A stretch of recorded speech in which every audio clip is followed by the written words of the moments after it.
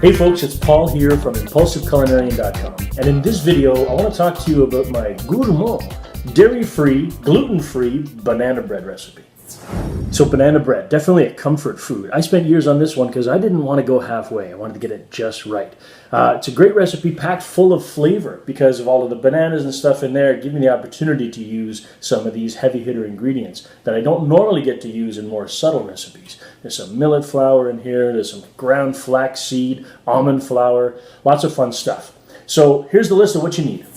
So let's start off with the dry ingredients. You're going to need 1/2 a cup of corn flour, 1/2 of a cup of brown rice flour, 1/2 of a cup of millet flour, 1/4 cup of almond flour. This is basically ground almonds, but it's great stuff. So 1/4 cup of that. 1/4 cup of ground flaxseed. You can buy whole flax seeds if you want and grind them yourself, or normally in your bulk store you can get these already pre-ground. 1 tablespoon of baking powder, 1 teaspoon of guar or xanthan gum. Now for the butter mixture, you're going to need 1/2 of a cup of your very best dairy-free margarine or butter or whatever it is that you normally use in your recipes. 1 cup of sugar. We use organic cane sugar. If you can tolerate white refined, go right ahead. 3 large organic eggs. Now you couldn't make banana bread without the main ingredient, so you're going to need 2.5 cups measured out of mashed ripe bananas. That could be anywhere from 5 to 7 bananas depending on the size, and be sure guys to use extra ripe bananas. The darker the better. The more ripe they are, the better the flavor of this recipe is going to be. And an optional ingredient, we like to put in either a cup of chopped walnuts or your very best quality chocolate chips or chocolate chunks. Let's go! Those who know me know that I do not wear white. Okay, let's make some dairy-free, gluten-free banana bread. Step 1, put your oven at 350 degrees. Okay, so let's take a second to talk about bread pans. It's very important to use the right size for this recipe. So what you need to use is the slightly larger, all right, 9-inch by 5-inch by 3-inch deep bread pan. Very important. If you happen to have one of these slightly smaller, these are very common. These ones are 8.5 by 4.5 by 2.5 inch. It's too small. Once you get in the oven, stuff's going to fall out. You're not going to like me at that point. So once you've got your pan size sorted out, you want to get a piece of parchment paper, just enough to line the center like that, and put it in the middle to get ready to receive your stuff. Okay, next you want to get a big mixing bowl. Seems like all my recipes start with a big mixing bowl. Next video I'm going to say something stupid. Go outside, do 50 jumping jacks, then get a big mixing bowl. All right, so get all your dry ingredients in the mixing bowl and whisk them together so they're nice and consistent. Ground flaxseed. Whisk away. So there you have all your dry ingredients whisked together. I really love the end result of this particular recipe because those ground flax seeds and almond flour, they give it a great texture. Okay, next step, get another mixing bowl. I know. If you have a shortage of bowls, save your big one for the butter mixture. So then you want to take your dairy-free margarine or whatever butter product that you use, get that in the big mixing bowl and soften it up with a sturdy spoon. There you go, all softened up and ready to receive the sugar. So once your margarine's softened up, get your 1 cup of sugar in there. Mix it up till it's nice and combined. There you go, margarine and sugar all combined, nice and smooth. Okay, so then you want to add 3 eggs into the margarine and sugar mixture. Go organic. Whisk the egg and sugar mixture together so everything is really nice and smooth.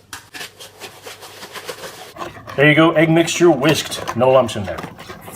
So, like me, if you've done a lot of experimenting with gluten-free flours and starches and stuff, you probably know that the ratio of dry to wet is very important. You got to get things just right, otherwise they don't always turn out as consistently as you'd like. So with this banana bread recipe, the mashed banana amount is important. Don't just go and take 6 bananas and mash them and throw them in. It might be that it's a little bit too much liquid or not enough for the consistency of this bread to be just the way it's supposed to. So what I recommend that you do is you take your ripened bananas, mash them up, put them in a separate container, and actually measure out your 2.5 cups. I promise you, this is going to end up with consistent results every time. If, like me, you freeze your bananas, I've got some frozen ripened bananas here. These are perfect, exactly. Nice dark color. The flavor of these are unmistakable. So I'm just going to microwave them for a few seconds each and mash them up and get my 2.5 cups into my butter and sugar mixture. Well, that calls for a coffee. Oh, Canada. I promise, no close-ups of the mashing of bananas. It's kind of gruesome looking. You know how to do it. Compost the peels. So get yourself a big fork. Mash up the bananas.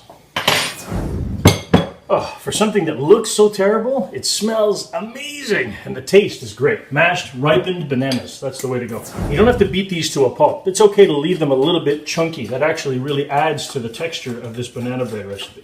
Okay, so when you're done, they kind of look like mashed potatoes. Again, I'm not doing close-ups of mashed bananas, not in my videos. But now you want to measure out exactly 2.5 cups and put it into your egg and sugar and margarine mixture. 2.5 cups, exactly.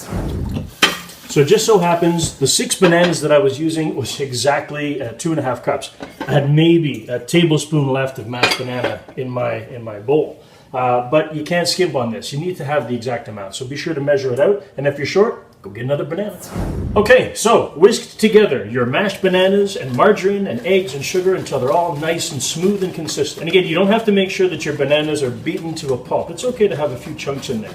Flavor pockets. Okay, so next you want to get your dry mixture and combine it with the wet mixture. You can do it in parts or do the whole thing all at once. It doesn't really make a difference. Okay, so using your cake spatula, the most important thing, you just want to make sure that there are no more dry pockets of flour left. As soon as you've mixed all of that together with the wet ingredients, you're set to go. Optional ingredients. So last but not least, I always put in chocolate chips because we're a chocolate family. We have kids, they love this. But you can use walnuts, pecans, any kind of nut that you can think of. 1 cup added into the mixture. Nothing stopping you from using chocolate chips and walnuts. Okay, once you've mixed your ingredients together, then you want to get your parchment paper lined 9 by 5 by 3 bread pan and get it in there. You don't have to fuss too much over this, but just spread it out so it's a little bit more even. So then you want to get this in your 350 degree oven for 75 to 80 minutes. Now, the variance depends on the weather, depends on a lot of things. So it's 75 minutes, you want to do the toothpick test and see if it's ready. 1 hour and 15 minutes, go! And now we drink lots of coffee. Well, there's around 40 minutes left. It's starting to smell amazing in here. Let's have a peek. Oh, it's rising nicely. Let's not disturb. Okay, so 75 minutes, aka 1 hour and 15 have expired. Wow, that looks great. So we're gonna do a toothpick test. I got my big barbecue brochette stick here. We're gonna put it right in the middle and see what's up. Oh, it comes out dry. Today's my lucky day. That's just chocolate at the end, but the rest of the batter, I'm pretty sure, is good.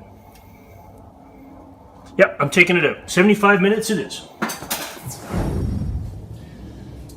Ah, beautiful. There's some nice homemade, dairy-free, gluten-free banana bread. So, get that on a cooling rack. Let it sit for around 10 minutes before you transfer it out of the pan. So as always, depending on the day, you never know. If it's too hot, too cold outside, the cooking time can vary by 5 or 10 minutes. That's why your toothpick test is very important. But you can see this loaf is cooked up really nice. Good browning around the edges, and it's just the right firmness. Okay, so around 10 minutes have gone by. I'm going to get this banana bread out of the pan and onto the cooling rack. Okay, once it's on the cooling rack, here's the hard part. You got to leave it there. Don't touch it, don't slice it. I'd say around an hour, depending on the temperature, maybe longer. You really have to let it cool for this to be able to slice nicely without falling apart. It's so moist and tender right now. It's delicious, but you got to wait.